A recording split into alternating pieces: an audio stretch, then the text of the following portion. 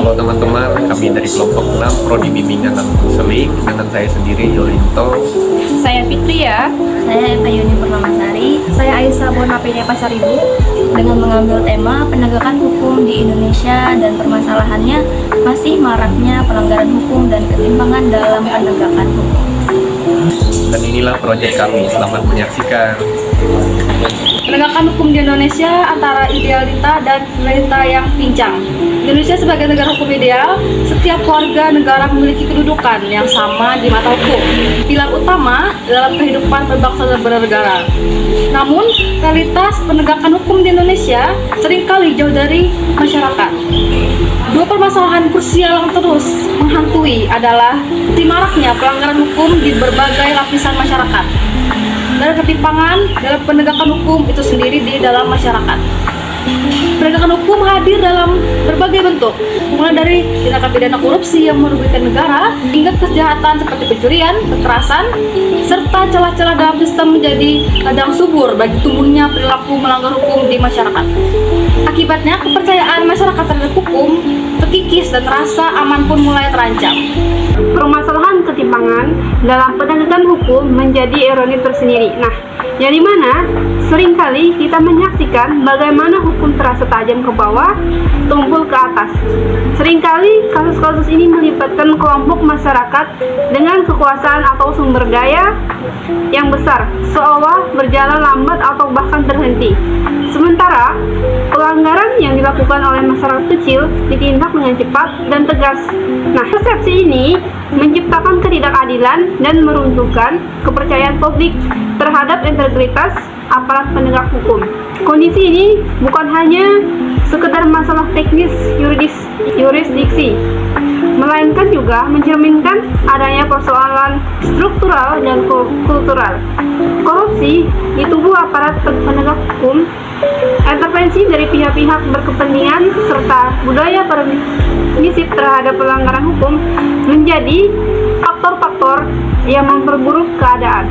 Oleh karena itu, upaya perbaikan penegakan hukum di Indonesia memerlukan langkah komprehensif dan berkelanjutan. Peningkatan kesadaran hukum masyarakat, reformasi birokrasi di lembaga penegak hukum, penindakan tegas terhadap praktik korupsi, serta penguatan pengawasan internal dan eksternal menjadi agenda mendesak.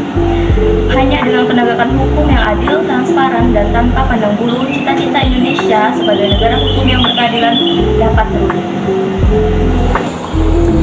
Penegakan hukum di Indonesia saat ini dihadapkan pada dua isu krusial, yaitu tingginya angka pelanggaran dan adanya ketidakmerataan dalam penerapannya.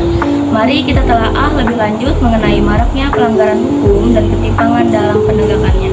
Bersama rekan saya, Bapak Yolinto SPD MPD, sebagai narasumber pada hari ini. Terima kasih atas waktunya, Pak. Apa kabar? Baik. Baik. Langsung saja, Pak, ada beberapa hal yang ingin kami tanyakan kepada Bapak, khususnya tentang penegakan hukum di Indonesia ini.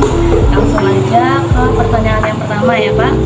Menurut Bapak, apa satu contoh pelanggaran hukum yang sering Bapak lihat atau dengar terjadi di Indonesia ini? Oke, baik.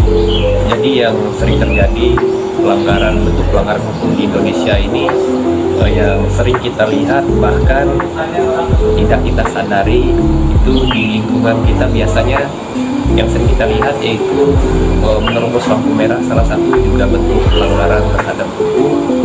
Berkendara melawan arah, itu biasanya kita sering lihat itu ibu-ibu ya, sering melawan arah, itu suatu bentuk pelanggaran terhadap hukum. Kemudian tidak menggunakan helm atau sabuk pengaman, parkir sembarangan, mengganggu lalu lintas atau parkir di badan jalan, itu merupakan suatu pelanggaran juga. Kemudian menggunakan telepon genggam saat berkendara atau menggunakan kendaraan melebihi batas kecepatan. Baik, ternyata ada beberapa hal kecil yang sering terjadi ya di Indonesia ini. Baik, lanjut ke pertanyaan kedua. Mengapa menurut Bapak masih banyak orang yang melanggar hukum di Indonesia? Oke, jadi yang pertanyaan kedua, rendahnya kesadaran hukum di kalangan masyarakat. Mungkin masyarakat kurang memahami secara secara mendalam tentang hukum itu sendiri. Jadi mengenai peraturan yang berlaku di masyarakat, sehingga masyarakat tanpa sadar ataupun karena terlalu menganggap suatu aturan itu sebagai suatu hal yang bisa dinegosiasi, jadi mereka melakukan pelanggaran terhadap pendidikan hukum itu sendiri. Jadi kurangnya efektif dan merata di berbagai lapisan masyarakat dan kurangnya kontribusi masyarakat terhadap hal ini. Oke Bapak, jadi pertanyaan selanjutnya adalah pernahkah Bapak mendengar atau melihat contoh kasus di mana penegakan hukum terasa tidak adil atau timpang? Oke, jadi salah satu contoh kasus yang sering mencuat adalah perlakuan antara kasus pelanggaran hukum yang dilakukan oleh masyarakat kecil ataupun kelompok marginal dengan kasus yang melibatkan individu atau kelompok. Nah, jadi dengan kekuasaan, pengaruh ekonomi atau jabatan yang tinggi. Misalnya kita sering mendengar kasus atau membaca tentang kasus-kasus di mana masyarakat kecil yang melakukan pelanggaran ringan, misalnya mencuri dalam sejumlah kecil karena kesulitan ekonomi, kemudian mendapatkan hukuman yang relatif berat dengan cepat diproses. Sebaliknya kasus-kasus yang korupsi atau kejahatan yang melibatkan kerugian besar dan dalam satu negara itu dilakukan oleh pejabat tinggi, terkadang proses hukumnya berjalan dengan lambat atau berbelit-belit, bahkan hukum dengan adanya perbedaan dalam sebuah ekonomi. Jadi salah satunya penegakan hukum di mana individu atau kelompok tertentu tampak lebih dilindungi atau diistimewakan di hadapan hukum. Nah, jadi kasus-kasus yang seperti ini seringkali mendapatkan sorotan media, bahkan diskusi publik yang menimbulkan persepsi di masyarakat bahwa penegakan hukum di Indonesia belum sepenuhnya ada, bahkan upaya memperbaiki sistem hukum dalam mewujudkan keadilan dan sesungguhnya masih menjadi perkara atau pekerjaan yang besar. Oh ya Bapak, jadi dapat saya simpulkan tuh bahwasanya penegakan hukum itu lebih tumpul ke atas, tajam ke bawah ya Pak. Iya. Oke, untuk selanjutnya Pak, apakah satu hal sederhana yang bisa diperbaiki agar penegakan hukum di Indonesia menjadi lebih baik? Ya, langkah-langkah sederhana dalam meningkatkan transparansi ini yaitu meliputi memperjelas dan mempublikasikan alur penanganan perkara. Jadi masyarakat perlu memiliki pemahaman yang jelas mengenai tahapan-tahapan yang dilalui sebuah kasus, mulai dari laporan hingga putusan pengadilan. Nah, jadi informasi ini sebaiknya mudah diakses melalui platform seperti media, bahkan informasi publik lainnya memberikan akses informasi terhadap perkembangan perkara-perkara kepada pelapor dan terlapor, sehingga pihak-pihak yang terlibat dalam perkara berhak mengetahui perkembangan kasus mereka secara berkala. Nah, jadi sistem ini memungkinkan mereka memantau status perkara, dapat meningkatkan kepercayaan mereka terhadap proses hukum.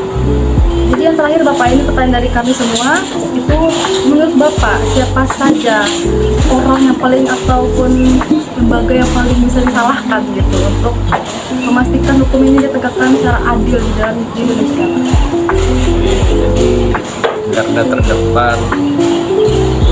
terdepannya itu kepolisian ya, tentunya kepolisian, kejaksaan, pengadilan, Mahkamah Agung dan Mahkamah Konstitusi, Komisi Pemberantasan Korupsi atau yang disebut KPK, dan lembaga-lembaga lainnya yang memiliki kewenangan penegakan hukum. Nah, jadi yang memiliki tanggung jawab yang lebih utama dalam menjalankan tugasnya secara profesional dan transparansi, kemudian akuntabel dan diskriminasi, integritas dan independensi, dan lembaga-lembaga ini sangat krusial. Itu saja sih. Terima kasih Bapak telah meluangkan waktunya untuk kami semua Pak. Terima kasih banyak Pak. Terima kasih. Demikian video dari kami.